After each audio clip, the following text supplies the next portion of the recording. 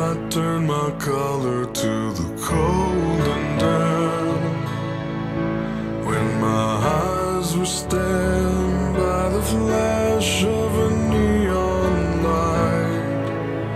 that split the night and touched the sound of silence. And in the naked light I saw 10,000 people